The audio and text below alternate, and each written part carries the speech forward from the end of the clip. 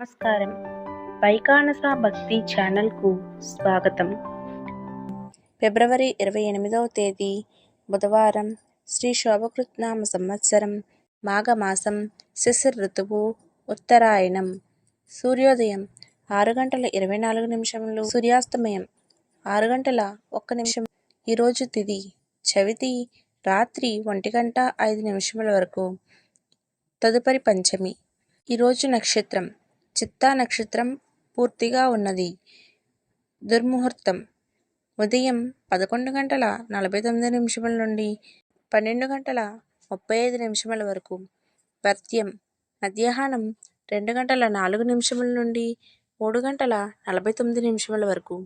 అమృతకాలం రాత్రి 12:34 నుండి 2:19 వరకు.